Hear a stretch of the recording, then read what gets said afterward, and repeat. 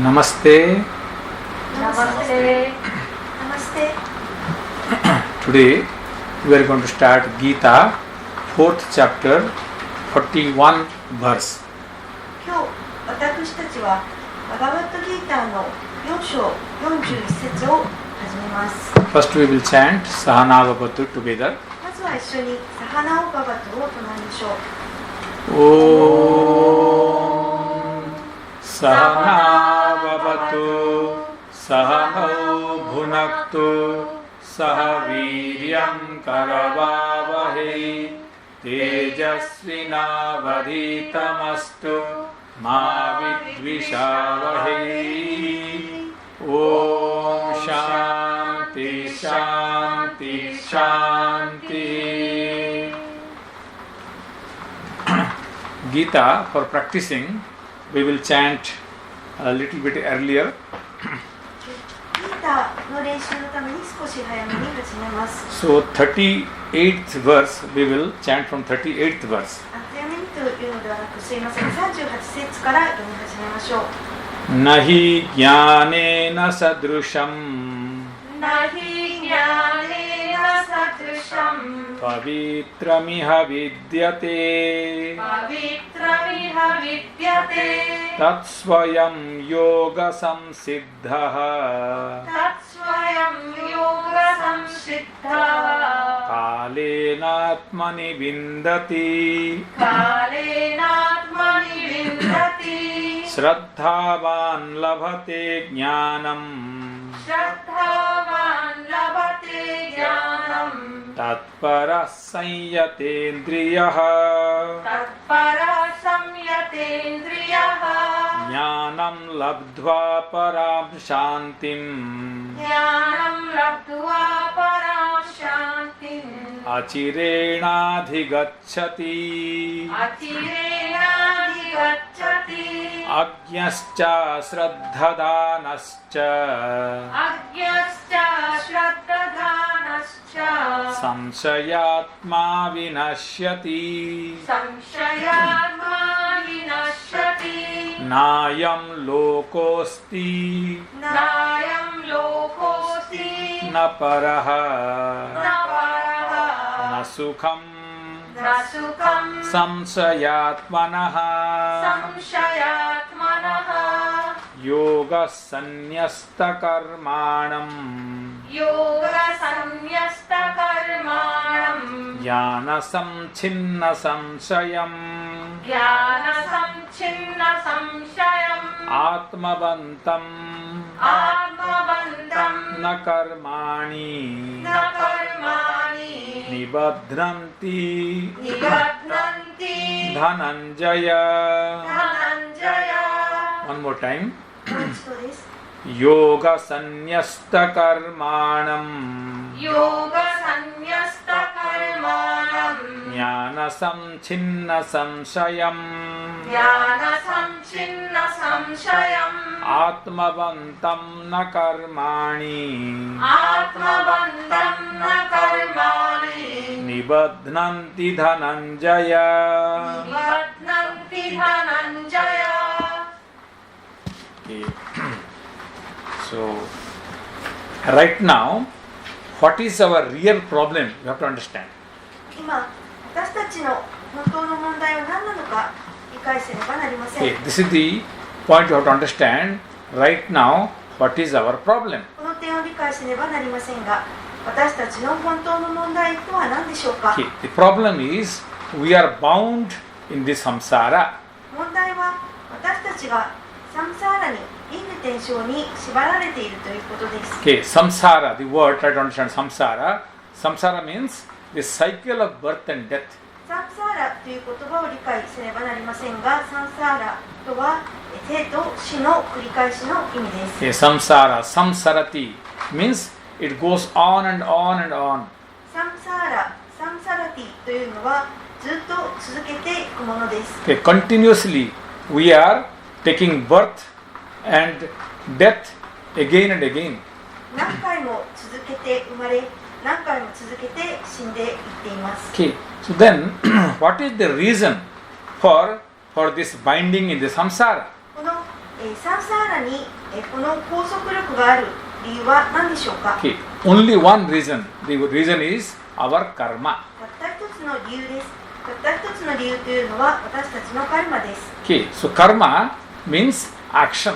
カルマというのは行為のことです。 Okay, karma is also a very technical word in Indian philosophy. カルマというのはインド哲学で、とても専門的な用語です。 Okay, so we have taken birth now. 私たちは今誕生しました。 So since we have taken birth, we have to perform certain action. 誕生したので何か行為をせねばなりません。 Okay, all this karma will produce some result. そして全ての行うカルマ、行為は、ある結果を生み出します。 See, we are doing all kinds of action, and none of the action will go without producing the result. 私たちは行為を行いますが、結果を生み出さない行為というのは何もありません。 Okay, we cannot think that we are continuing the action and we will run away without getting the result.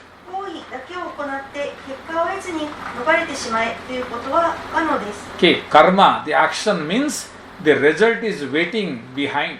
カルマ、行為というものの背後には結果が必ず待っています。 Okay, so the results are grossly divided into two. そして結果というのは大きく分けて2つになります。 Okay, the result is called papa and punya.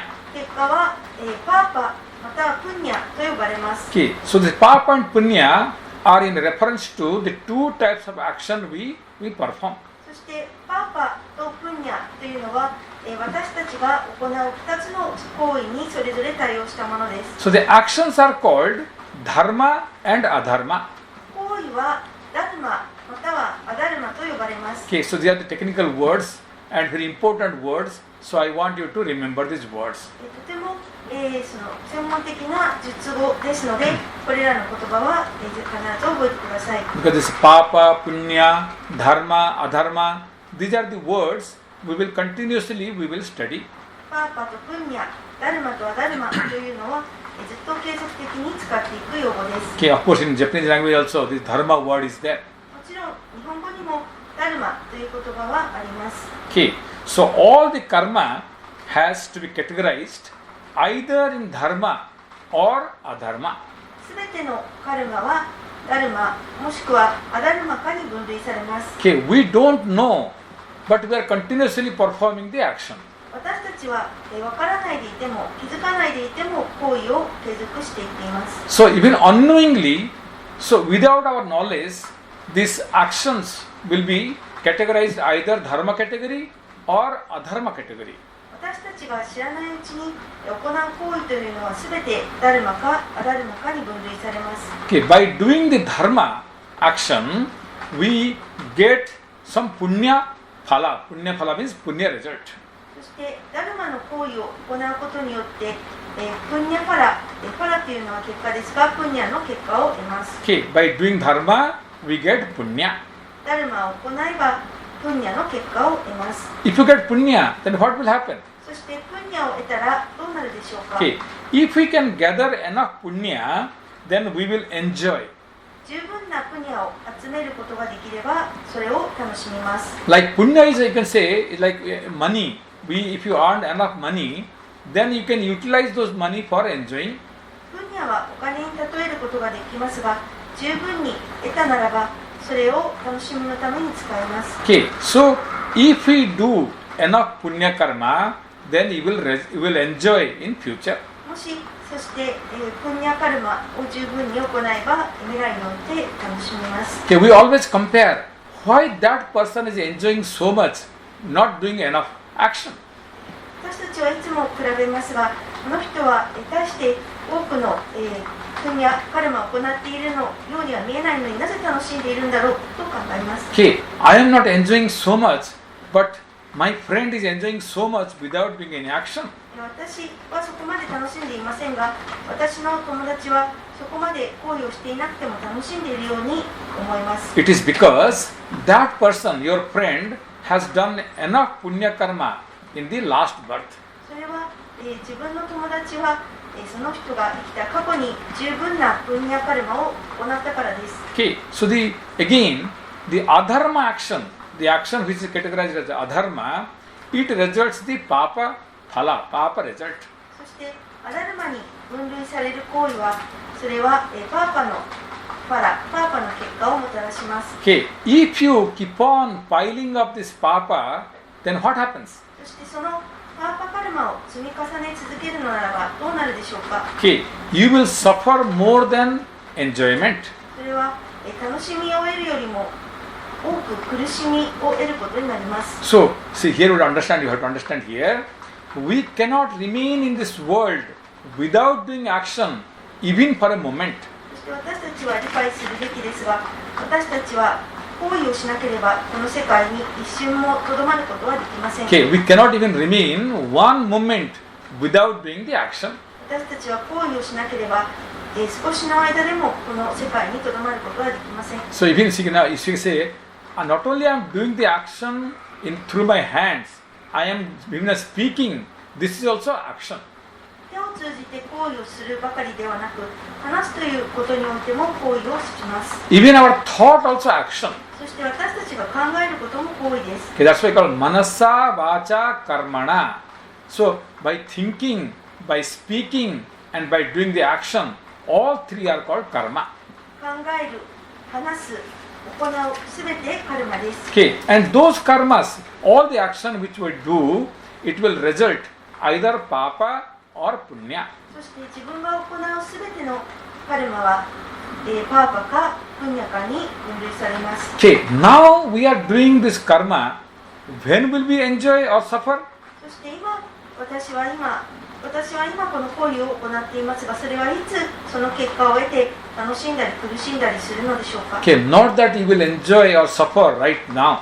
今すぐに結果を得て楽しんだり苦しんだりしません。 Okay, that's why I can say some people, they do lots of papa karma, but they can run away.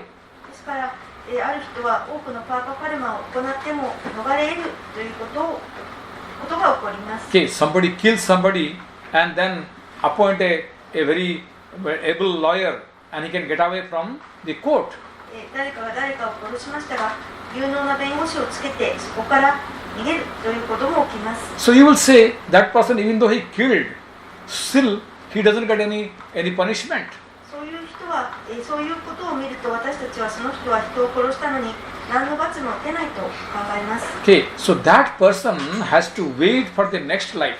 その人は次の生まで待つことになります。 Okay, so this cycle of the birth and death, the suffering and enjoyment never ends. この、誕生と死の繰り返し、楽しむことと苦しむことの繰り返しは決して終わりません。 So this is called samsara. これをサンサーラ、輪廻転生と呼んでいます。 Okay, so and this bondage in samsara is called here in this 41 verse as karma bandhana. この輪廻転生の束縛のことをこの今の41節でカルマバンダナと呼んでいます。 Okay, sometimes it is called karma bandhana, sometimes it is called karma bandha. カルマバンダナということもありますし、カルマバンダということもあります。 So bandha, bandhana means bondage. バンダやバンダナというのは束縛のことです。 You have to understand here the English word band, you know the band, bandha, what you call bandage, all are coming from same root, Sanskrit root, bandha. 英語でバンドエイドのバンデージと言ったり、その縛るという意味はこのサンスクリット語から生まれていることを見て取れます。 Okay, so we get bound by the karma knowingly or unknowingly. 私たちはこのカルマに知ってとしてか知らずとしてか束縛を受けています。 Okay, now you can see the verse. In the verse, the second line, please look the second line. では、施設を見ていきますが、2行目を見てください。 Okay, in the verse second line, where the Lord says, Na karmani nibadhnanti, na karmani nibadhnanti. 2行目で主がなカルマにニバッタンティと言っています。 Okay, so that means they don't get bind with the karma. それは彼らがそれらカルマに縛られないという意味です。 Okay, here na means not. なというのは否定のなです。 Okay, karmani means with the karma. カルマにというのはカルマによって。Okay, nibaddhananti. Nibaddhana means binding. ニバッタンティというのは縛ることです。 Okay, here baddhanati.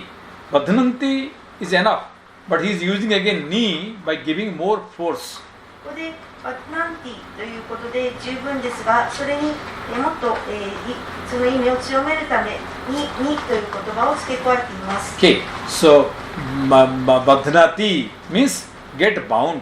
バッタンティというのは縛られるということです。 Adding ni, that means it is bound so well that you cannot get away from it. そしてにを付け加えることによって大変強く縛られているので、そこから逃れられないという意味になります。 See here, if you are bound with some rope, then you can cut the rope and run away.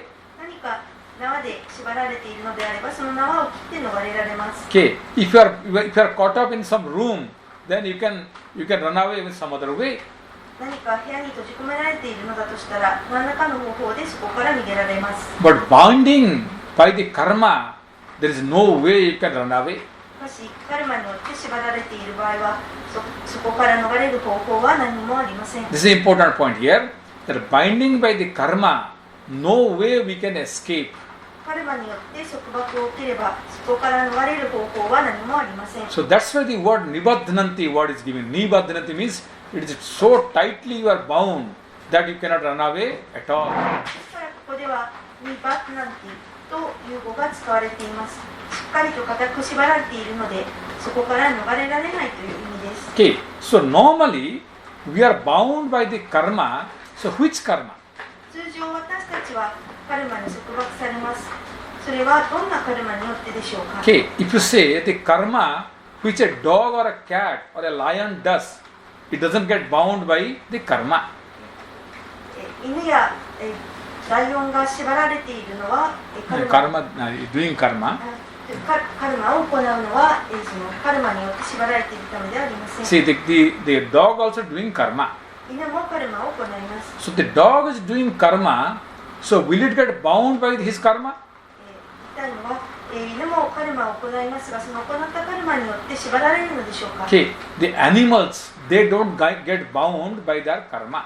動物たちは行うカルマによって縛られません。 Okay, the birds, the animals, all other living beings, when they do the karma, they don't get bound. 鳥、動物など、それらの生き物たちは何か行為を行うことによって、行った行為によって縛られることはありません。 Only in the human body, see here's the important here, that only in the human body, what karma you do, that karma binds you. これは重要な点ですが、人間の体にあるうちに行った行為だけが縛ることができます。 Okay, so all other bodies, when we do the karma, you don't get bound by them. 他の体で行ったカルマは、それによって束縛を受けることがありません。 All other lives are there only to enjoy or to suffer. 他の生というのは、すべて楽しむか苦しむかのために存在します。 You cannot create a new karma in any other body other than human body. 人間の体以外の体では、新しいカルマは作ることはできません。 This is a very important topic. これはとても重要な主題です。 Okay, the lion or a tiger kill but doesn't get any bad karma. ライオンやトラは殺しても悪いカルマは受けません。 Okay, so if you do good things or bad things, you don't get any karma in the other body other than human body. 良いことを行っても悪いことを行っても人間以外の他の体では結果は受けることはありません。 I hope you understand the karma and bondage in the samsara, they are all together. このカルマと束縛、この輪廻転生におけるカルマと束縛は全て一緒にあります。 Okay, that too, the karma in the human body. そしてそれもまた人間の体のうちにある時に行ったカルマだけがその力を持ちます。 Now we will ask question, what can I do? そうすると、どうすればいいだろうかと考えます。 Okay, first you said that I have taken birth, so I have to continue the action. まず言ったのは、私は生まれたので何らかの行為をし続けねばならないという点です。Okay, I cannot get away from the action because I have to continue the action. 私は行為から逃れることはできません。何らかの行為をし続けねばなりません。 Then second thing is, if I do the action, then again I bound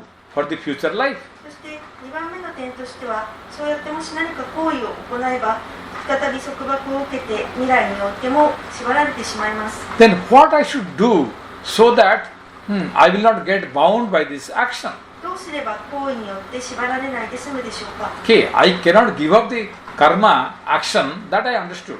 カルマというのは放棄することはできない。それは理解しました。 If I do the action, then I will be again bound by the papa punya, dharma dharma. That also I have understood. そしてまた行為を行えばパーパやプンニャ、ダルマやダルマに縛られるということも理解しました。 So now you tell me what I should do. I have to continue the karma and not getting bound by those karma.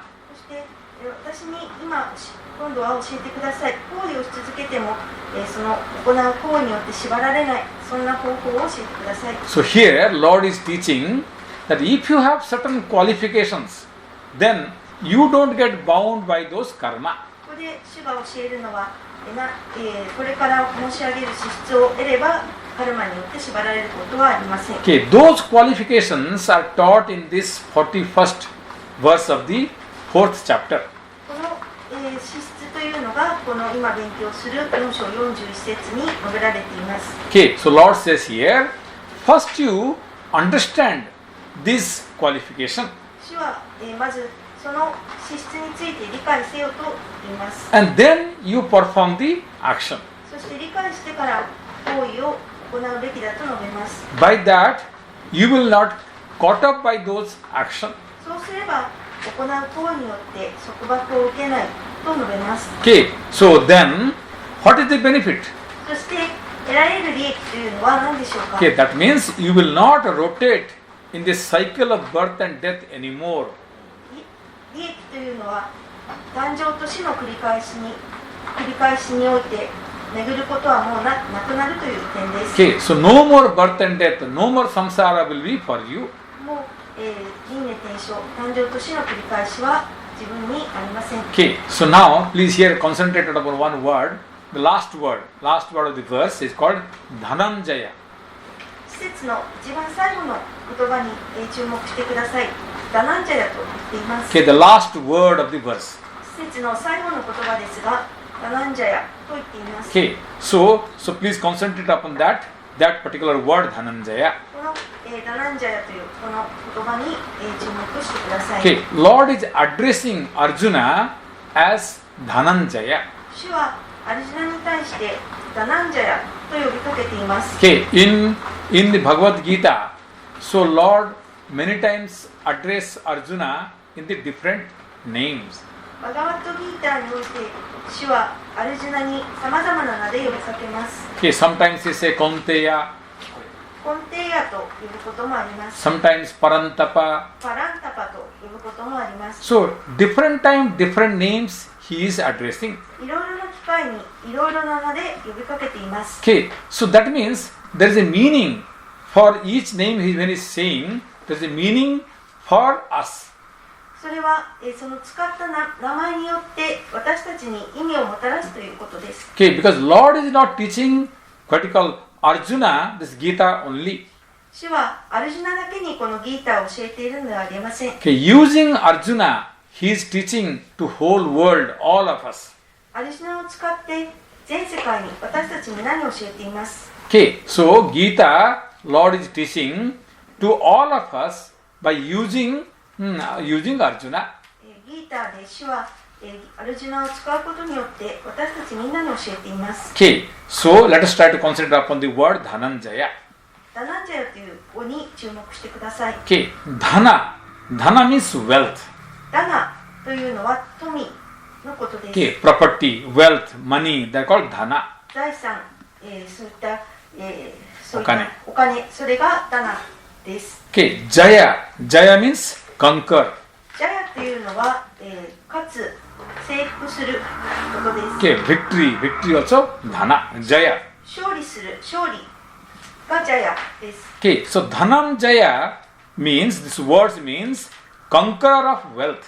ダナンジャヤというのは富の征服者の意味です。 Okay, mythological story wise, Arjuna's synonym is Dhananjaya. 神話においてアルジュナの同義語がダナンジャヤです。 Okay, you know that, Bhagavad Gita, it is a part of Mahabharata. バガワットギーターはマハーバーラタの一部です。 Okay, Bhagavad Gita is not an independent book, but it is a part of Mahabharata epic. バガワットギーターというのは独立した本ではなく、叙事詩マハーバーラタの一部です。 Okay, in this Mahabharata, Krishna also is the main character of this Mahabharata. マハーバーラタにおいてクリシュナは主要な登場人物です。 And Arjuna also character. そしてアルジュナもそこに出てくる人物です。 Okay, so Arjuna in mythological Mahabharata mythological story, so he is called Dhananjaya. そしてマハーバーラタの神話においてアルジュナはダナンジャヤと呼ばれます。 Okay, why he was called Dhananjaya? なぜダナンジャヤと呼ばれるのでしょうか。 Because he conquered many kings and he got enough money for the country. なぜならばアルジュナは多くの王を征服し、多量な富をもたらしたからです。 Okay, he conquered many kings and got enough wealth for the country. 多くの王を征服し、十分な富を国にもたらしました。 Okay, because the country was suffering, that time the country was suffering without the money. その時国はお金がなくて苦しんでいました。 Okay, so what happened to the money, the country's money? 国のお金はどうなってしまったのでしょう。 Okay, there was a very bad character called Duryodhana. Duryodhana, that time he was the crown prince. ドゥリョーダナというその時、王子の地位についていた、悪い人物がいます。 Okay, Duryodhana spent all the money for a wrong purpose. そしてそのドゥリョーダナは誤った目的のために全ての富を使ってしまいました。 So the country was suffering without money. そして国はお金がなくなって苦しむことになりました。 So Arjuna alone he went and conquered all this wealth by defeating those kings. そしてアルジュナは多くの王を一人で征服し、国のために十分な富を持ってきました。 So he was called as Dhananjaya and respected by the country. そしてその彼は尊敬とともにダナンジャヤと呼ばれることになりました。 Okay, but you can say this is the story of the Mahabharata. So now why you have to study in Gita this Dhananjaya? しかしそれはマハーバーラタの物語です。なぜギーターにおいてダナンジャヤという名を勉強する必要があるでしょうか。 Okay, because in Gita everything, every single word is for us. ギーターにおいて、この一語一語がすべて私たちのためにあります。 Okay, there is a spiritual meaning for this Dhananjaya. ダナンジャヤという語には悟りに役立つ意味があります。 Okay, it is not the material wealth talked here. それは物質的な富を意味していません。 Okay, these are the inner wealth. それは、内的な富のことを述べています。 Okay, so there are certain inner wealth which are required to get the enlightenment. 悟りを得るために必要な内的な財産が存在します。 Okay, before that, that 39th verse, when he said, Shraddhavan labhate jnanam. Shraddhavan means, Shraddha is also one of the inner wealth. シュラッター、信念というのもこの内的財産の一つです。 Okay, tatpara, making effort, lots of effort. This is also inner wealth. そしてタットパラ、たくさんの努力をするのも内的財産です。 Okay, sanyate indriya means controlling the senses. This is also inner wealth. そして器官の制御であるサミヤテエンドリアも内的財産の一つです。 Okay, also we have studied before, there are 6 what you call inner wealths. Sama, Dama, there are the what you call Satka Sampati. The 6 what you call inner wealths are there. 以前勉強したこともありますが、6つの内的財産であるシャトカサンパッティというのもありました。 Okay, conquering this inner wealth is called Dhananjaya. この内的財産を得ること、それがダナンジャヤです。 It is not that Arjuna was Dhananjaya, but we have to become Dhananjaya. アルジュナがダナンジャヤであったというのではなく、私たちがそのダナンジャヤになるべきです。 Okay, so we have to realize that all these external wealths are provided by our prarabdha karma. 理解しねばなりませんが、外的な富というのはすべてプララブダカルマがもたらします。Okay, many people say, I am making lots of effort to make money. 多くの人が私はお金を得るために多くの努力をしたのだと言います。 Okay, we don't have to do much effort to make money. しかし私たちは多くのお金を得るために、たくさんの努力をする必要がありません。 Okay, not that we go and sleep and money will come, that is not meaning, but it's not that we have to do much effort to make money. 寝ていればお金が来るというのではなく、私たちはお金を得るためにそこまで多大な努力をしなくても良いという意味です。 Okay, our prarabdha karma provides us the material wealth. なぜならば私たちのプララブダカルマが物質的な富をもたらします。 Okay, even if you don't make much effort, still you will get the father's property. 自分が多くの努力をしなくても、それでも父親の財産を手に入れます。 Okay, you can get your husband's property without making much effort. または多くの努力を費やさなくても夫の財産が手に入ることがあります。 So you understand here, the father's property, the husband's property, it will come without making much effort. 父親や夫の財産といったようなものは多くの努力を費やすことはなくてもやってくるものです。 But your father's inner wealth, inner property will not come to you automatically. しかし父親の内的財産というのは努力なしにはもたらされません。 Okay, my father was a sage, so I also become sage. お父さんが聖者だったので私も聖者になります。 This is not possible. それは不可能です。 Okay, father may be a sage, but you can be a bandit also. お父さんが聖者でも自分は盗賊になることもなります。 Okay, father's money will come to you, but father's inner wealth will not come to you. お父さんのお金は自分のもとへ来るでしょうが、お父さんの内的財産はやってきません。 Okay, the external wealth will come automatically from the parents to you. 外的な財産というのは自動的に自分のところにやってきます。 So, but you have to make enough effort to get this inner wealth. しかし自分が十分な努力をしなければ内的財産というのは得られません。 Okay, that enough vertical effort is called here Jaya, the conquering. その十分な努力のことをここでジャヤ、征服と呼んでいます。 Okay, so here by saying Jaya, the conquering, the victory, that means you have to make enough effort. そのジャヤ、征服や勝利を得るためには自分の十分な努力が必要です。 Okay, so now let us look into those wealth which Lord is telling. 次にこの主が教えている富について見ていきましょう。 Okay, the first quality or wealth is the very first word of this verse. 一番最初の説明の内容は施設の一番最初の言葉になっています。 So please see the first word of this verse. この施設の一番最初の言葉を見てください。 Yoga sanyastha karmanam.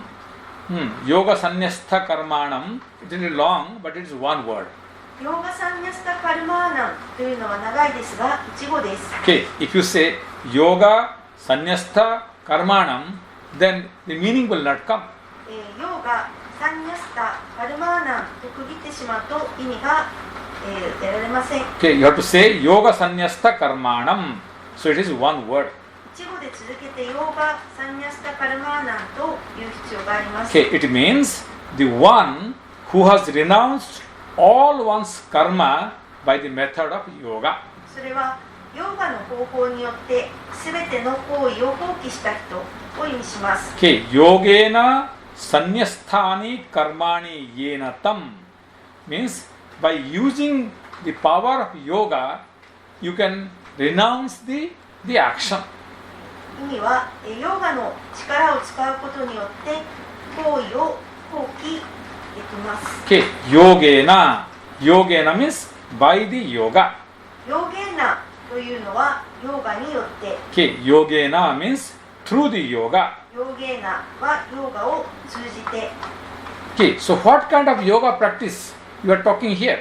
一体どんな種類のヨーガの実践のことがここで述べられているのでしょうか。 Okay, usually yoga means in this world now the hatha yoga, the asana yoga, it is popular. 今、ハタヨガ、アーサナを作るヨガがよく知られています。 Okay, by doing only the asana yoga or pranayama, can I get it? アーサナのヨガやプラナヤマを行えば得られるものなのでしょうか。 Okay, Bhashyakara says here, that is not the meaning here. 注釈者はそういうことではないと述べます。 Okay, so then what is the meaning? ではどんな意味でしょうか。 He is saying, Paramartha Darshana Lakshanena Yogena. So he is saying that Paramartha. Paramartha means supreme goal. パラマールタというのは最高の目標のことです。 Okay, Parama Artha become Paramartha. パラマとアルタでパラマールタになっています。 Okay, what we say is spiritual. それは悟りのという意味です。 Okay, Paramartha means the goal of human life.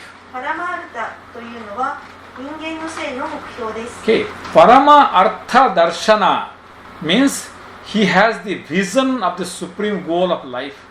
パラマアルタ・ダルシャナというのはその人が自分の人生の最高の目標の見通しを持っていることです。 Okay, that means everybody in the whole world has a philosophy for which one is living. 全世界の人それぞれが自分が生きていく上での哲学を持っています。 Okay, my philosophy is to enjoy the life. 私の哲学は人生を楽しむことです。 Okay, enjoying the life is my philosophy. 人生を楽しむのが私の哲学です。 Then scripture says you are a Shudra. そしてその時その人に対して聖典はあなたはシュードラですと言います。 Okay, Shudra's philosophy is to enjoy the life is there to enjoy. シュードラの哲学というのは人生というのは楽しむためにあるというものです。 Okay, life is for enjoyment, time is to enjoy. 人生は楽しむために、時は楽しむためにあると言います。 The second group says my philosophy is to make money. そして2番目の部類の人々は私の哲学はお金を得ることだと言います。 Okay, time is money. 時は金なりです。 Okay, then you are a Vaishya. そうなればその人は売者と言われます。 Okay, if your philosophy is making money, then you are called Vaishya. 自分の哲学がお金ならその人は売者です。 Okay, the third group of people, the third little bit better than them, there's making good name and fame. That is my philosophy. そして3番目の人はその前者よりは良いですが名声を得ることが自分の哲学です。 In the society, I will have a good name. 社会で私は良い名誉を勝ち取ります。 I want to get Nobel Prize. 私はノーベル賞を受賞します。 Okay, I want to be respected by everybody. 私は皆に尊敬が受けられるようにします。 Okay, that means you are a Kshatriya. その場合その人はクシャトリアです。 Okay, and the last one is saying that the wisdom, the jnana is my philosophy. そして最後の部類の人々は知恵が私の哲学です。 Okay, time is for wisdom. 時間は知恵のためにあります。 Okay, that person is called Brahmana in the Sambandika scriptures. その人々は聖典においてブラフマナと呼ばれます。 But on the whole, what is the real purpose of human life? しかし人間の人生の本当の目的というのは何でしょうか。 Enlightenment or getting away from the bondage of the cycle of birth and death. This is the real goal of the human life. それは悟りです。誕生と死の繰り返しから逃れることが真の人間の人生の目的です。 Okay, this is called here Paramartha Darsana by the Bhashyakara. それがここでバーシャカラ注釈者によってパラマールタダルシャナと呼ばれていることです。 Okay, once you are aware of the supreme goal of your life, then so you will not run away behind the petty achievements. そして人間の生の最高の目標が見えたならば小さな楽しみの後を追いかけることはなくなります。 Okay, every day we are running after the small enjoyments in the life. 毎日私たちは人生において些細な楽しみの数々を追いかけています。 Okay, today I want to go for a dinner with my friend. 今日はお友達と夕ご飯に行きます。 Okay, today I will go for karaoke. 今日カラオケに行きます。 Okay, so I will go for gambling. 今日はギャンブルに行きます。 Okay, I will go for drinking the alcohol. 今日はお酒を飲みに行きます。 Okay, these are very small petty, what you call enjoyments. こういったことはすべて些細なちっぽけな楽しみです。 Why people go for such a small, trivial purposes? なぜ人々はこんな些細な楽しみを追いかけることになるのでしょうか。 Because they are not aware of the Paramartha Darshana, the real goal of human life, they are not aware. なぜならば、その人々は、私たちは人間の生の最高の目標が理解できていません。 Okay, once you are aware of the Paramartha Darshana, this is the supreme goal of human life, then all these petty, trivial goals will disappear. 一旦その人間の生の最高の目標が分かったのであれば、些細な楽しみの数々を追い求めることはなくなります。 Then the spiritual seeker will renounce all sorts of action. そして不動者はあらゆる種類の行為を放棄します。 Okay, so he will give up all actions. すべての行為を捨て去ります。 Okay, that is explained here as sanyasthani karmani. それがここでサンニャスターニカルマーニと説明されていることです。 So sanyasthani karmani means renouncing all action, because this action will not give me any the paramartha darsana, the final goal of the human life. サンニャスターニカルマーニというのはすべての行為を肯定することです。なぜならばそれらの行為は人生の最高の目標を与えないからです。 Okay, right now I am suffering more than the enjoyment. 今の時点で私は、楽しみよりもより多く苦しんでいます。 Okay, if you see every day the number of happiness and the number of suffering, if you see, the number of sufferings are much more than the enjoyment. 毎日の楽しみと苦しみを見てみれば、苦しみの数の方が楽しみよりもより大きいことがわかります。 That is because we don't know the final goal of human life. それはなぜならば、自分には、人間の生の最高の目標が分かっていないからです。 Okay, saying yena paramartha darshina means by that knower of the supreme goal, these actions will be sacrificed. 最高の目標を知っている人によってそれらの行為は犠牲となると述べられています。 Okay, now you will ask that what kind of actions one need to renounce? どんな種類の行為を放棄すべきですか？ Okay, what is the type of action one should renounce? どんな種類の行為をやめるべきでしょうか？ Okay, because our parents, our elder, what they teach? 父親、両親たちや年長者は私たちに何を教えるでしょうか？ Okay, don't do any wrong action. 誤ったことをすべきでないと教えます。 Okay, don't drink alcohol. お酒は飲むなと言います。 Don't take drugs. 薬は取るなと言 Okay, います。 don't fight with somebody. 喧嘩はするなと言います。 So those things our parents, our elders teach us. そういったことを両親や年長者は教えます。 But here, what Gita is teaching us? しかしここでギーターが私たちに教えることは何でしょうか？ Okay, give up all action. ここで教えるのはすべての行為を法的せよということです。 Okay, all actions. That means of both the dharma and adharma together. すべての行為というのはすべてダルマ、アダルマすべてです。 You can see the what you call the commentary of Shankaracharya. シャンカラーチャーリアの注釈を見てみます。 Okay, dharma adharma akhyani. Dharma adharma akhyani. Akhyani means in the name of. アーキアニというのは何々という名のという意味です。 So what we say, the dharma and adharma, both you give up. 私たちがダルマと言っているもの、アダルマと言っているもの、それら両者を法的することを言っています。 Okay, dharma is righteous action. ダルマというのは、正しい行為です。 Okay, because of this righteous action, it gives us favorable result.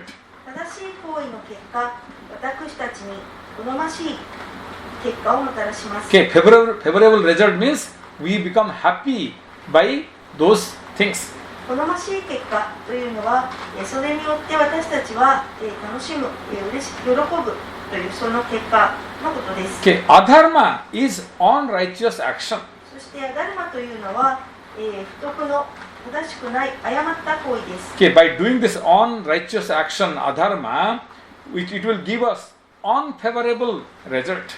誤った行為がもたらすのは好ましくない結果です。 That means I will become unhappy by doing this adharma. それはつまり自分はアダルマを行うことにより不幸になるということです。 Okay, in the last class, Manilaji, she asked the question, why we have to give up the dharma? 前回のクラスでマニラさんがなぜダルマをやめるべきでしょうかと言いました。 Okay, I have understood very well that I should give up the adharma. アダルマは行うべきでない。それはよく理解できます。 The wrong action I should give up, I understand. 誤った行いはやめるべきである。それはよく理解できます。 But why should I give up the dharma, which is the right action? しかし、正しい行為であるダルマをなぜやめるべきでしょうか。 Okay, because when you go for doing the dharma, then certain adharma will also take place automatically. なぜならば、ダルマを行うと、アダルマも自動的に発生します。 Okay, you cannot say only I will do dharma. It is not possible with our action. 私たちの行為においては、私はダルマだけを行うということは不可能です。 Okay, dharma and adharma, they are set. ダルマとアダルマは、組になってやってきます。 Okay, so when we go for doing dharma, then unknowingly certain adharma it happens automatically. ダルマを行う間、知らない間にいくつかのアダルマも同時に行われます。 So then what you should do? ですからどうすべきでしょうか。 Okay, so you give up both the dharma as well as adharma. その場合、ダルマ、アダルマの両者を放棄してください。 Now you said that you cannot continue the life without doing any action. しかし、私は、人生というのは行為をせずには、過ぎないものだ、行為をせずには、保てないものだと聞きました。 Okay, then what kind of action I should continue? そうであれば、一体どんな種類の行為を私はしていくべきでしょうか。 Because all the action will be definitely categorized as dharma or adharma. すべての行為は間違いなくダルマかアダルマかに分類されます。 Okay, then what type of action I should do which will not be categorized as dharma and adharma? では私はどんな行為をすればダルマ、アダルマに分類されないで済むでしょうか。 Okay, here it is saying, perform the Ishvara Arpita karma, the action surrendering to the Lord of the universe. 全世界の主に捧げる行為をすればよいと言います。 Okay, Ishvara Arpita. Ishvara Arpita means dedicating to the Lord of the universe. イーシュワラールピタというのは全世界の主に捧げる行為のことです。 Ishvara means God. Ishvara means the Lord of the universe. イーシュワラというのは神や全世界の主の意味です。 Okay, Arpita means dedicating. アルピタというのは捧げた。 Okay, if you dedicate your action to the Lord of the universe, then you will not get any papa or punya. もしそうやって全世界の主に捧げたのであれば、行為によってパーパやプニャは得ることはありません。 Okay, so this is also called karma yoga. それはまたカルマヨーガとも呼ばれます。 Okay, karma yoga or Ishvara Arpita karma both are same. カルマヨーガとイーシュワラールピタカルマというのは同じ意味です。 Okay, that means how I should do this karma yoga or Ishvara Arpita karma. 私はどうやってそのカルマヨーガやイーシュワラールピタカルマを行えばいいですか。 Okay, just don't expect any result from your action. ただ、行為の結果を期待すべきではないということです。 Okay, you do the action, but don't expect any result out of that. 行為をすべきです。でも、そこから何の結果も期待すべきでないです。 That become karma yoga or Ishvara Arpita karma. そのことがカルマヨーガやイーシュワラールピタカルマになります。 Okay, and that is explained here as yoga sannyasta karmanam. それがここで説明されているヨーガサンニャスタカルマなんです。 Okay, we have always a doubt. Is it really possible to do? しかし私たちはそんなことは本当に可能であるかと疑問になります。 Is it possible to do the action without expecting any result from that? そこから何の結果も期待せず行為をする、そんなことは本当にできるのでしょうか。 Okay, that Bhashyakara also says same thing. Bhashyakara says, Katham yoga sannyasta karma iti aha. How can be the karma is possible, detaching the result from it? 行為、結果をそこから切り離して行為をするというのは一体どうやって可能であるかと注釈者は言っています。Okay, how we can do the detached action? どうすれば行為を切り離せるのでしょうか。 Okay, this point is said here, Jnana samchinna samsayam. You can see the next word here, Jnana samchinna samsayam. そして、ジュニアナサンチンナサンシャヤンという言葉が使われています。Okay, so here the meaning is the one whose doubts have been dispelled by the wisdom. その意味は、知恵によって疑念が、拭い去られたものという意味です。Okay, jnanena samchinna samsaya yasyatam by the power of knowledge is jnanena. 知識や知恵の力によってというのがジュニアネーナです。Okay, jnana means wisdom or knowledge. ジュニアナというのは、知恵や知識です。Okay, jnanena means by the wisdom or by the knowledge. ジュニアネーナというのは知恵や知識によって。Okay, so samchinna means dispelled. サンチンナというのは、払拭されて、拭い去られて。Okay, chinna means cut off. チンナというのは、切られて。Okay, samchinna, some means very well cut off. そしてサンがついていますので、非常によく切られた。Okay, by the wisdom, what is well cut off? 知恵の力によって何が非常によく切られたのでしょうか。Okay, samsaya means doubts. サムシャヤハ、それは疑念です。Okay, jnanena samchinnaha samsayaha yasyatam. So by the power of wisdom, all the doubts were dispelled of.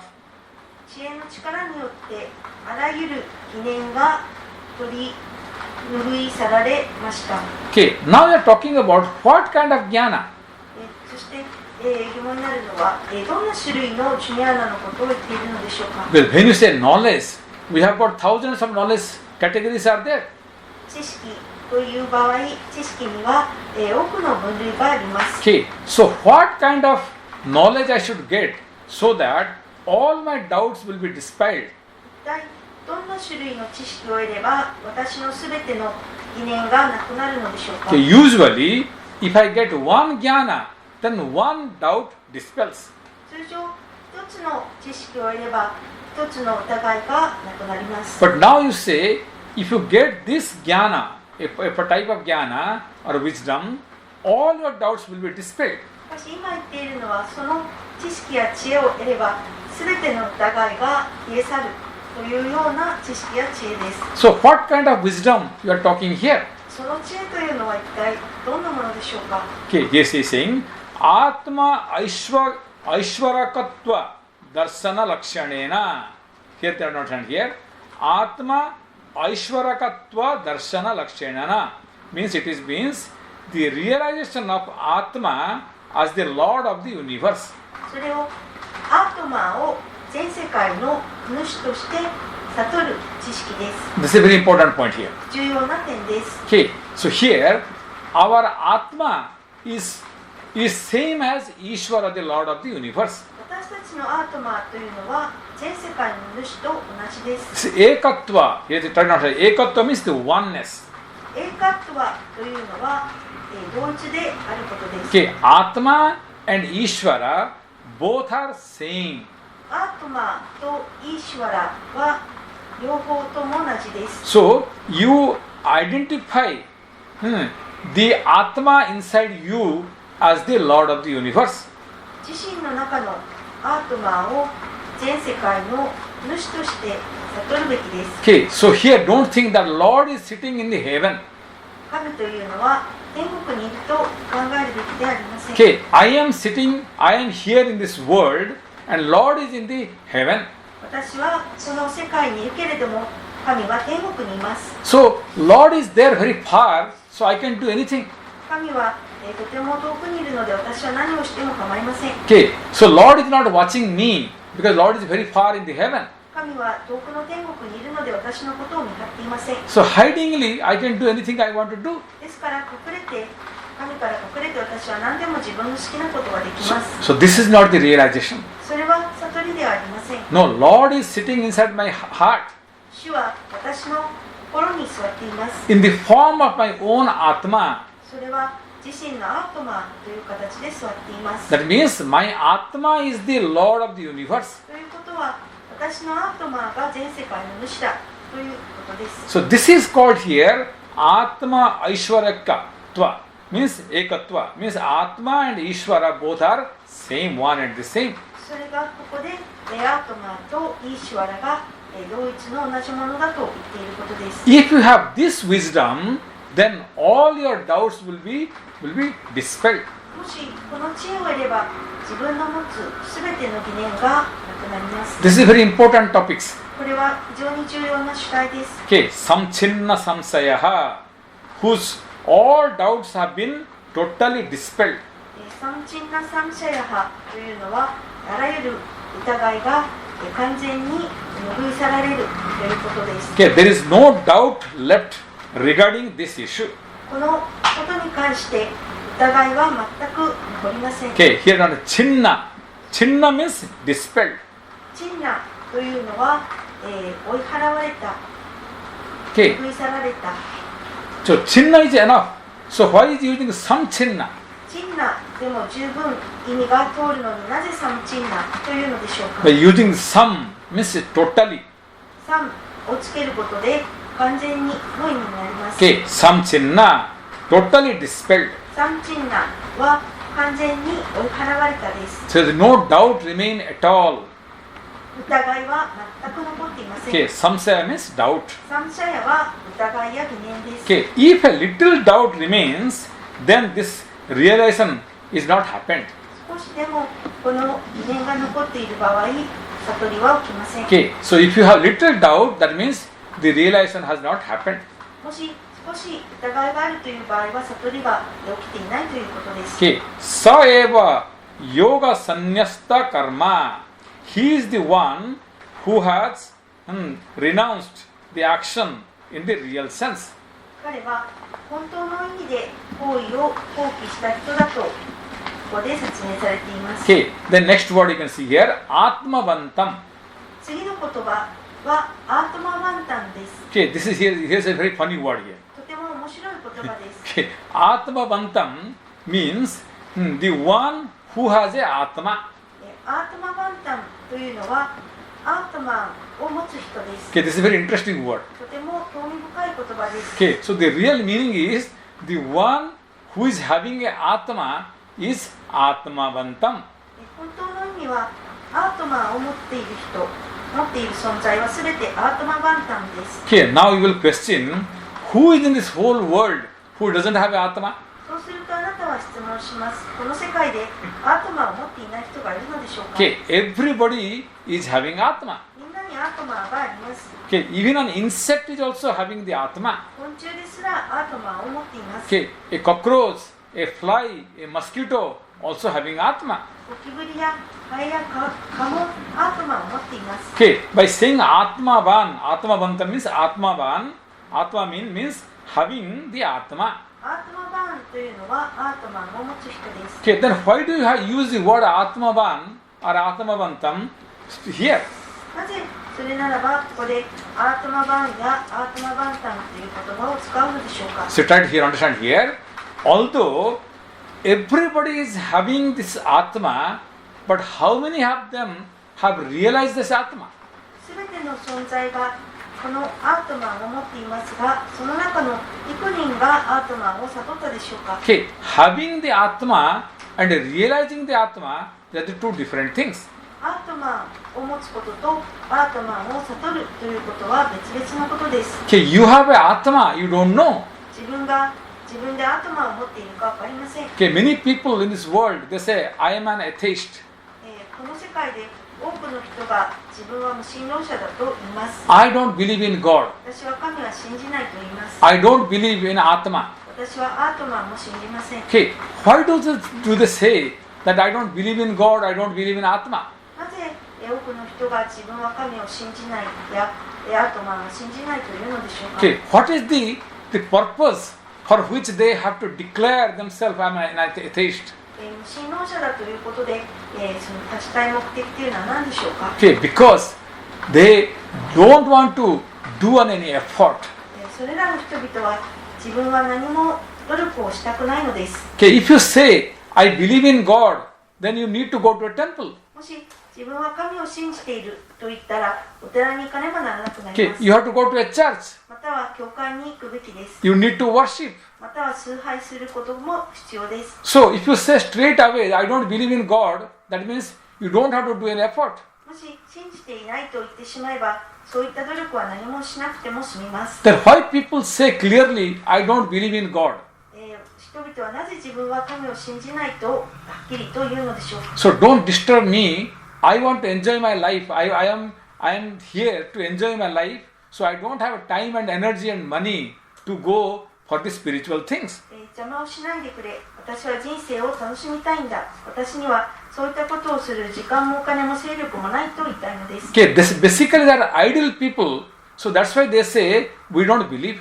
基本的に怠け者の人々が信じないと言います。 Okay, you don't believe in God or Atma. What do you believe? 神やアトマを信じないのであれば何を信じるのでしょうか。 I believe enjoying the life. 私は人生を楽しむことを信じます。 Okay, so you got the human body, and if you enjoy, then why not go to an animal body and enjoy more better? 人間の体を得て楽しむのであれば、動物の体を得て楽しんだ方がよりよく楽しめます。 Okay, a pig can enjoy food 100 times better than any human being. 豚であれば、どんな人間よりも100倍は食べることを楽しめます。 Okay, so people who say that I don't believe, so that means they are basically they are what you call idle people, so that they don't want to do any action. So they say that I don't believe in God. 信じない、神は信じないという人は基本的に怠け者なので、そういったことをしたくないので、信じないと言います。 Okay, so in that case, whom this Atmavan word Lord is referring to? では、主はそういったことであるならば、主が言っているこのアートマバーンというのは誰のことを指して言っているのでしょうか。 By using the word Atmavan, to whom Lord is referring to? アートマバーンと言っているのは一体誰に対して言っているのでしょうか。 Okay, if you are really a Atmavan, if you are really an Atma, then you cannot overpowered by the desire.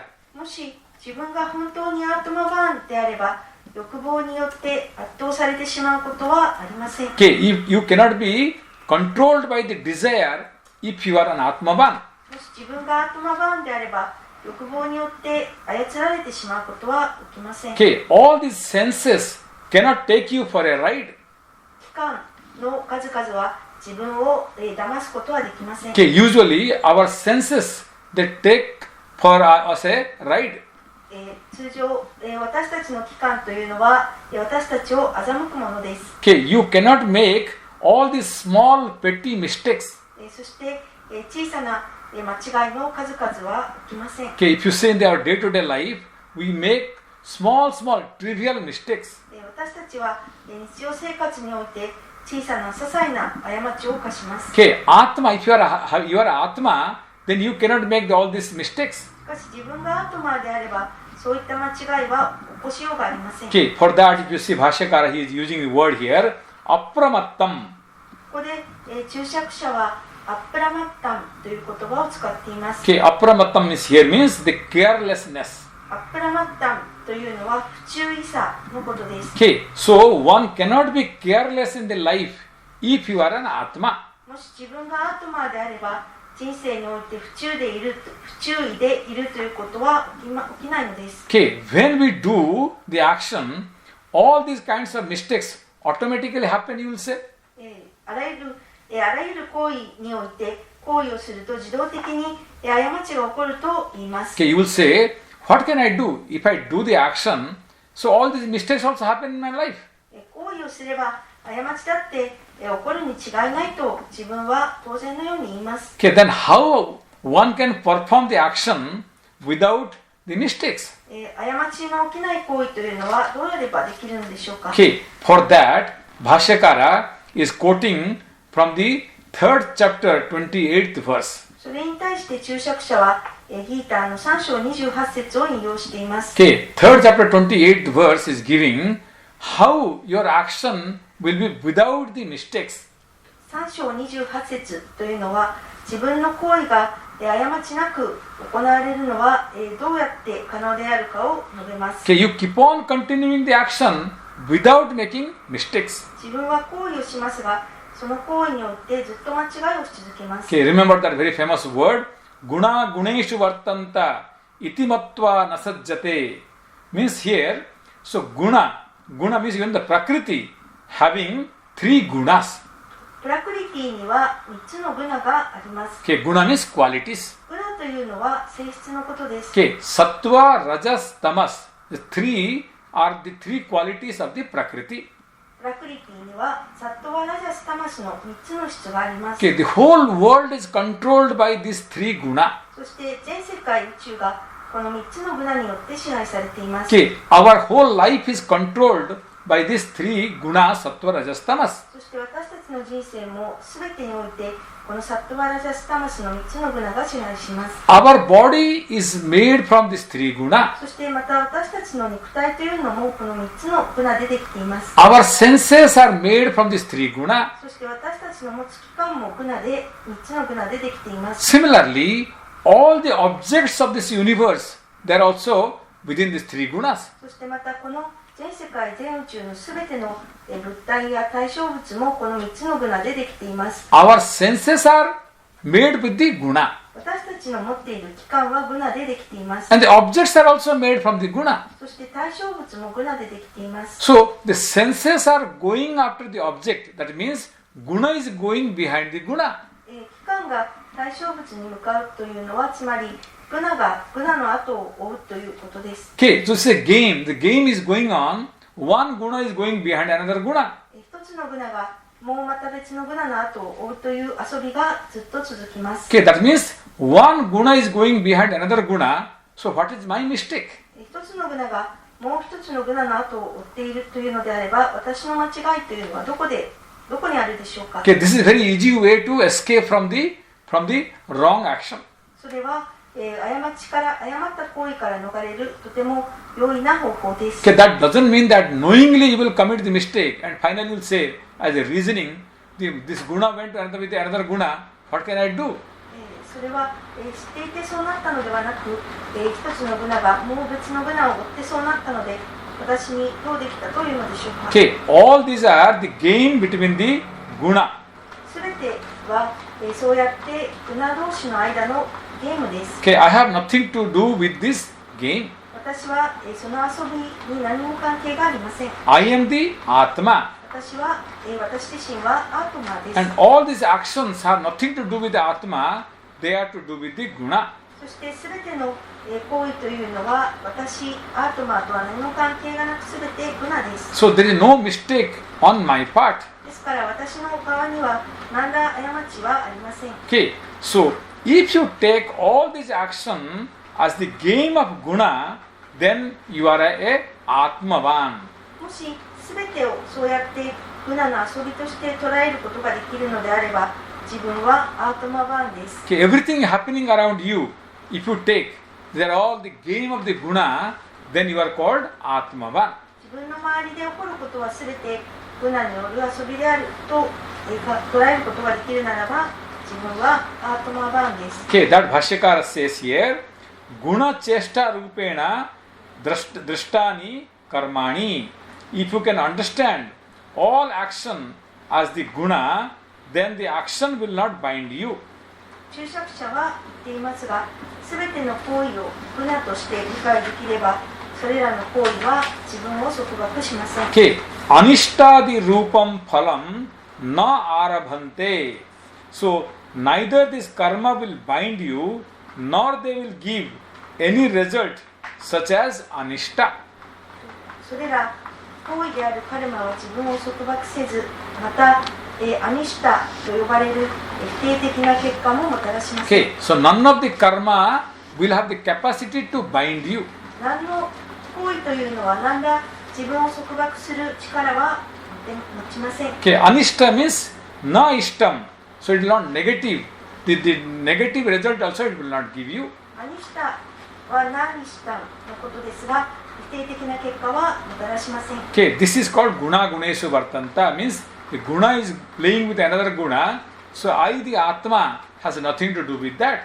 グナがグナと遊んでいるので、私には何も関係がないという立場です。Okay, so if you have this wisdom, then you are not bound in the samsara. もしこの知恵を持つならば、自分は輪廻転生に束縛を受けません。Okay, because you are not bound by the karma. なぜならば自分はカルマに束縛を受けないからです。 Okay, you are totally away from the bondage of the samsara. 輪廻転生の束縛からは完全に解放されます。 Okay, this is the meaning of the 41st verse of the Bhagavad Gita. これがバガワットギーターの4章第41節の意味です。 Okay, I hope you have understood the meaning.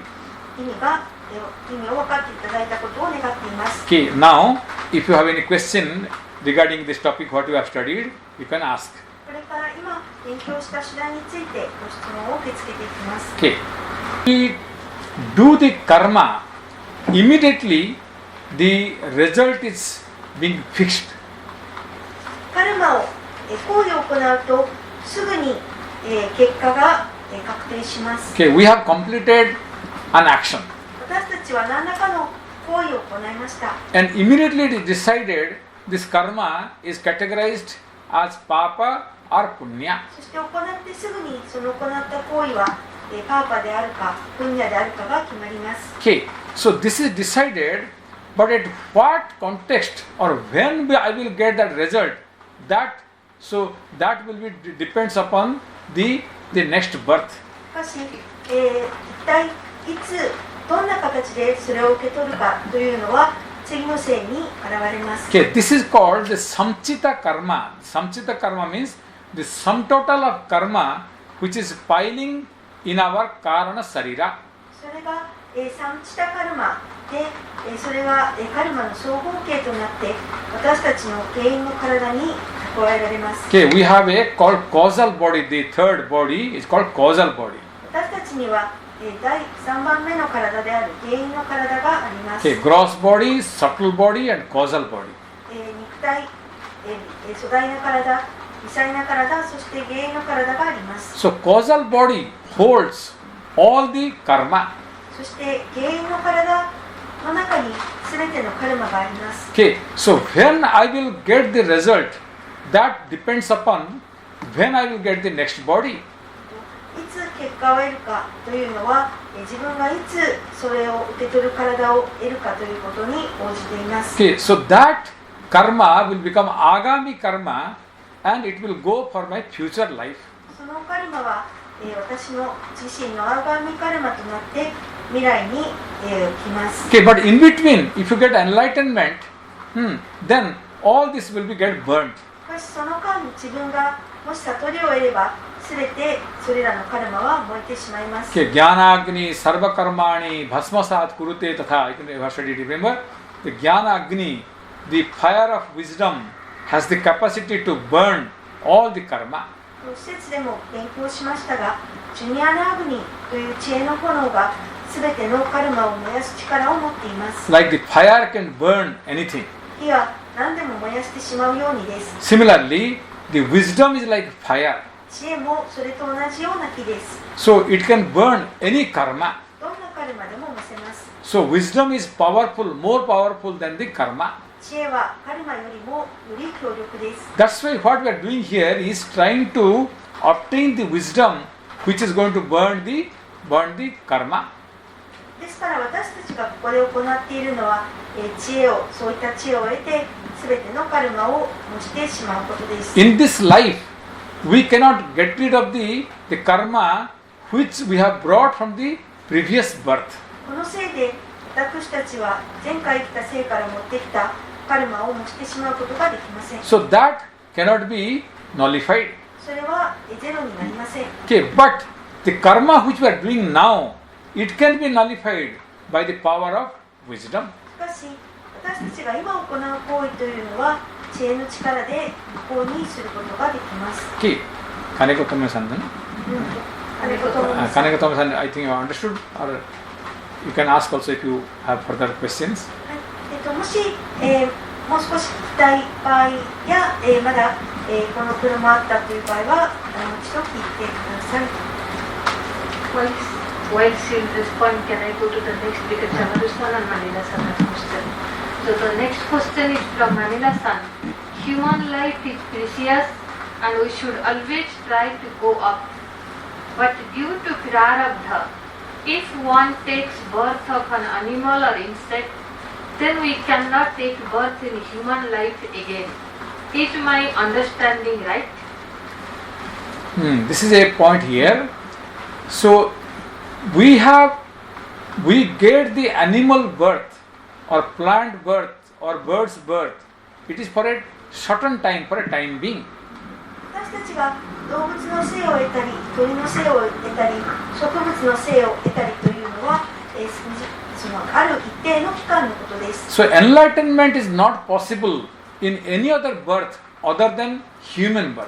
悟りは人間の生以外のどんな生においてもできないものです。 This is a very important point. それは大事なポイントです。 Okay, enlightenment is possible only in the human body. 悟りというのは人間の体においてのみ可能です。 All other bodies, so those are there only to enjoy or to suffer. 他の体はすべて楽しむためか苦しむためかのためにあります。 Okay, the lower bodies are there, more sufferings are there. 低地の体においてはより多くの苦しみがあります。 The higher body, the celestial bodies are there to enjoy more. そして高地の体、天界の体においてはより多くの楽しみがあります。 Okay, to get the enlightenment, one need to come back to the human body. 悟りを得るためには人間の体に戻ってくることが必要です。 Okay, so don't expect to get the enlightenment or get away from the samsara of the bondage in any other body other than human body. ですから人間以外の他の体において、その束縛から生と死の束縛から逃れることは私たちは望めません。 Okay. Since before we go to Chamaru-san question, Agari-san has asked that Manila-san's question can someone please translate in Japanese. So can I just... はい、すみません、さっき、マリアさんが、聞いていただいた質問は、人間の生というのはとても貴重で、そしてどんどん上に上がって向上していくものですが、しかしプララブダカルマによって、動物や虫の生に落ちなければならない、そういったこともあると思うのですが、そこからまた戻ることができるのですかという、そういったことでした。Because the human body is the most precious body. 人間の体というのは最も貴重な体です。 Okay, of course, when we go to the body of an animal or plant or birds, again we will have a chance to get the human body. もちろん、動物や植物や鳥の体に入ったとしても、また再び人間の体に戻ってくる機会は得られます。 Okay, that's the reason. Here the Abrahamic religion, what they say, once you go to hell, permanent hell, and once you go to the heaven, permanent heaven. 一神教においては、一旦天国に行ったらもう永遠に天国にいるのであり、一旦地獄に落ちたら永遠に地獄にいるのであると述べています。 But in Indian philosophy, this is not the case. しかし、インド哲学でそうは言っていません。 The heaven is also temporary, and the hell also is temporary. 天国は一時的なものであるし、また地獄も一時的なものです。 Maybe the period, maybe long period, そのいる時間というのはより長い時間、そういったことは起きるかもしれませ but ん。 it's not permanent. しかしそれでも永遠ではありません。 Okay, the hell and heaven, they are not permanent. You go for a temporary purpose. 地獄や天国というのは永遠にとどまる場所ではなく、一時的にとどまる場所です。 Okay, and after certain time, again you will have a chance to come back to the human body. そしてまた時間が経てば、再び人間の体に戻る機会も得られます。 Okay. 次の question、Chamaru-san。チャマルさんの質問ですね。いつも、他のクラスではアートマンとブラフマンが同じもの、日本語で言うとボンガって言いますけれども、なぜ今日はここで、イーシュワラと同じであるっていう表現をされたのでしょうか。主題がカルマだからでしょうか。So usually when we say, like in the Upanishad, we always say Atman and Brahman. 通常パニシャットでは、アートマンとブラフマンが同じだと述べます。 Okay, the soul which is there in the individual body is called Atman or Atma. 個々の体に宿る魂のことをアートマンやアートマンと言っています。 And the whole universal, all the Atma put together, one is called Brahman. そして全世界宇宙のアートマンを合わせたものをブラックマンと呼んでいます。 But today the topic is karma. しかし今日の主題はカルマです。 The Atma or Brahman, Atman or Brahman, they don't do any action. アートマンやブラックマンは何の行為も行いません。 Okay, so neither the Atma does nor the Brahman does the action. アートマンもブラックマンも行為というものを行いません。 The Jiva, the karma is done by Jiva or Ishvara. カルマを行うのはジーバという存在かイーシュワラです。 Okay, the total action is called the Ishvara, the action of the Ishvara. 全体の行為がイーシュワラの行為です。 Okay, and the individual action is called the Jiva's karma. そして個々の行為はジーバの行う行為です。 That's why called Jiva Jagat, Ishvara Jagat.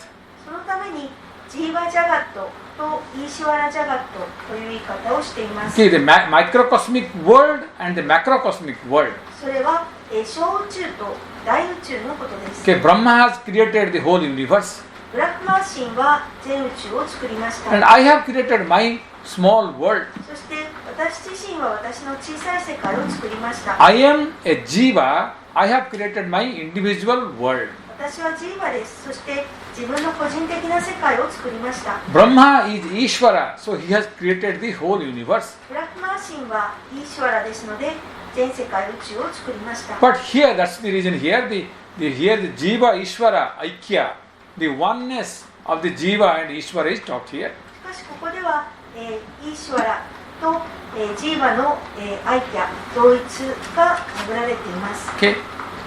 Okay, next question. Next question is from Manish-san, and then we have from Oboshi-san. So Manish-san's question is, I have one question. Is the word Samnyasta in this shloka has any relation with the word sannyasi? サムニャスタという今日勉強した施設の中での言葉ですが、この言葉はサンニャシンと何らかの関係がある言葉でしょうか。 It is same. The root is same.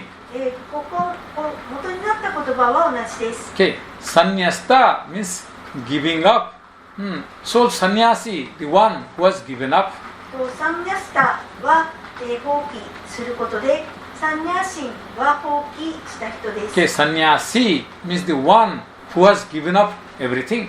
サンニャシというのはすべてを放棄した人です。 Okay. The one who has given up everything is called sannyasi. すべてを、放棄して捨てたった人がサンニャシンです。 Okay. See, both are same root. 両方とも同じ語根から派生しています。 Okay. Oboshi-san. 大越さん、もしよかったらどうぞ。すいません、じゃあよろしいでしょうか。はい。すいません、人間以外の動物とか鳥とかは良いこと悪いことしてもカルマに縛られないのはなぜですか？知性がないからわからないからでしょうか。So only the human being is eligible for the new karma. 人間だけが新しいカルマができます。 Whereas the animals, the birds, they are not eligible to do any new karma. しかし一方、動物や鳥たちというのは新しいカルマはできません。 So they are only what you call utilizing the prarabdha karma. それらの存在はただプララブダカルマを使っていくのみです。 This is a very important point here. 重要な点です。 Okay, all other bodies, they are only utilizing the prarabdha karma, utilizing the prarabdha karma. 他の体はすべて存在するカルマを使っていくのみです。 Okay, prarabdha karma starts at the birth, プララブダカルマが始まるのは生まれた時です。 ends at the death. そして死ぬ時終わります。 Okay, from birth till death, the karma, what works is called prarabdha karma. 生まれてから死ぬまで、機能し続けるカルマのことをプララブダカルマと言っています。 Every action what these animals, birds, they perform, they are only vertical utilizing the prarabdha karma. 動物や鳥たちが行う行為はすべてプララブダカルマを使ってのことです。 But in case of human being, this is not the case. しかし人間の場合はそうではありません。 We are utilizing our prarabdha karma in one way. 人間も、プララブダカルマを一方では使っています。 At the same time, we are creating new karma other than the prarabdha karma. しかし同時にプララブダカルマよりもさらに新しいカルマを生み出していっています。 Okay, while we are utilizing the prarabdha karma, old prarabdha karma, we are creating the new karma for the future. 前のプララブダカルマを使っていくのと同時に未来のための新しいカルマを作り続けていっています。 Okay, for that reason, the enlightenment is possible in the human body. そういった地上から、悟りというのは人間の体においてのみ可能です。 Okay, human being can go lower and can go higher. 人間は定時にも高時にも行けます。 But whereas a dog or a cat, the next life is already decided. しかし一方、犬や猫に対しては次の生がもう決められています。 Okay, so this is now living the life of a dog. 今は犬の生を生きています。 So next immediate life is already decided whether he's going to come back to the human life or again he's going to go to the life of another being. 犬の継ぐ次の生はもうすでに決まっており、人間に再び生まれるのかまたは別の生になるのか、それは決まっています。 Okay, that's why no other being can create the new karma. 他の人間以外の生は誰も新しいカルマは生み出せません。 Okay, everything, all the actions are pre-decided.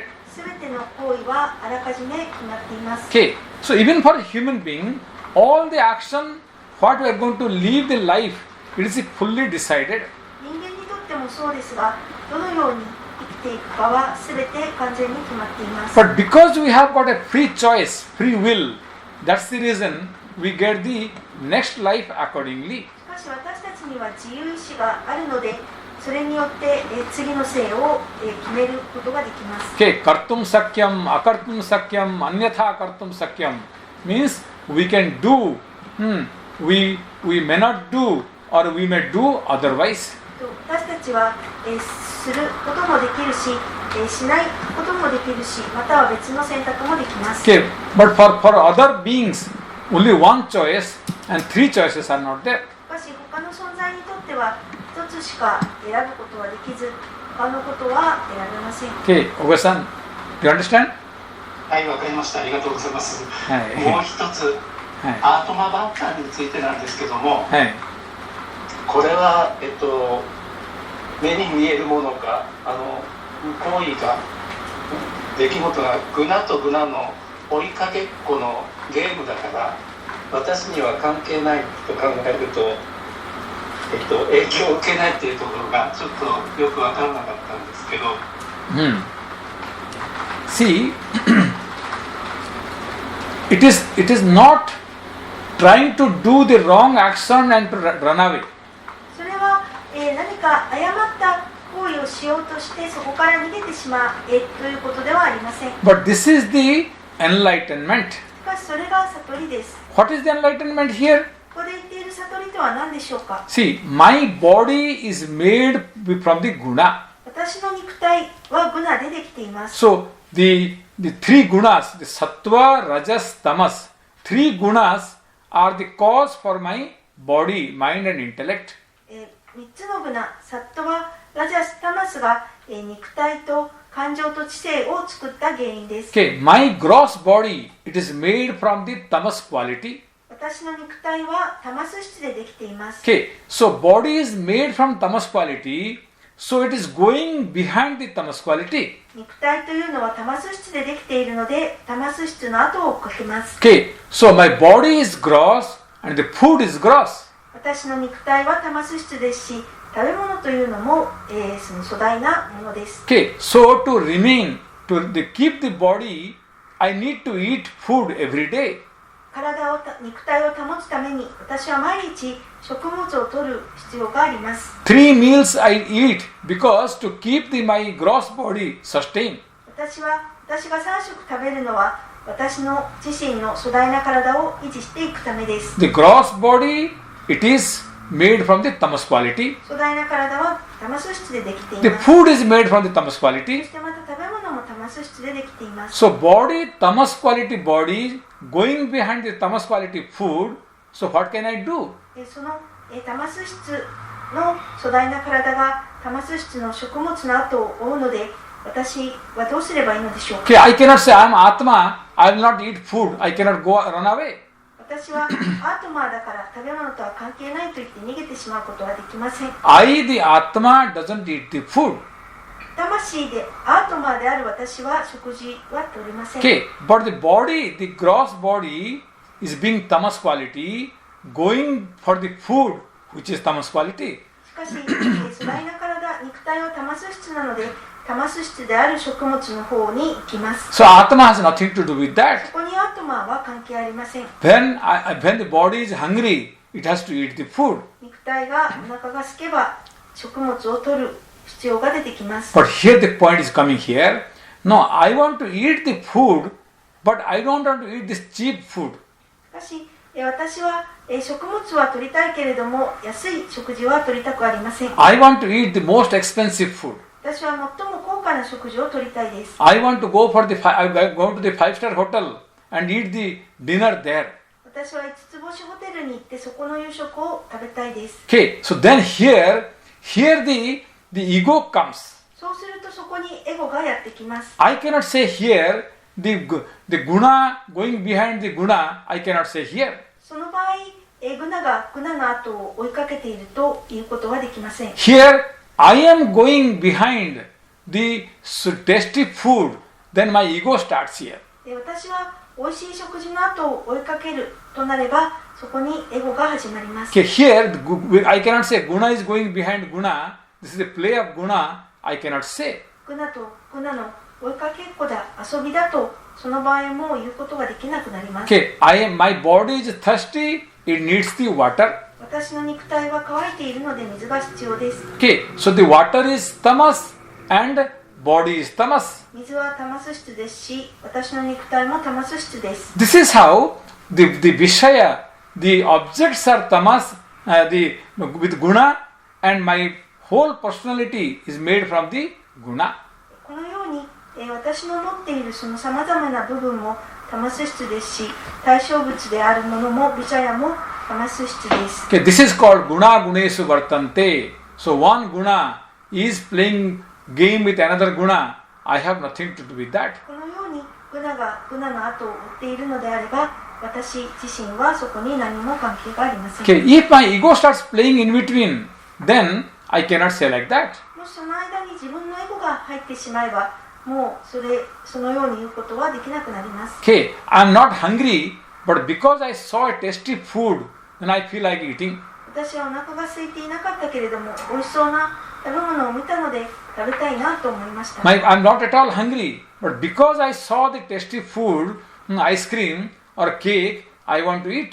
私は全く空腹ではなかったけれども、美味しそうなアイスクリームやケーキを見たので食べたいと思います。 Okay, this is not guna gunese vartante, because the body is not at all hungry, it really doesn't want to eat at all. その場合は、グナグネーシュワルタンテと言えません。なぜならば体は全くお腹が空いていないので食べたくないのです。 Okay, body is reacting, so I'm not interested to eat because I'm full now. 私は満腹なので食べたくないと体は言っています。 Okay, but my ego says, no, it's a tasty food, I have to eat now. しかし自分のエゴは、美味しそうな食べ物なので食べたい、ぜひ食べたいと言います。 So the body vomits. そうやって食べてしまって気持ちが悪くなって吐いてしまいます。 Okay, the body gets disease. そして体は病気になります。 Because it's not guna gunese vartante, it is the ego is going behind the things. その場合はグナとグナの間のことではなくエゴが間に入ってしまっています。 Okay, anyway, so we'll stop here and because the time is off.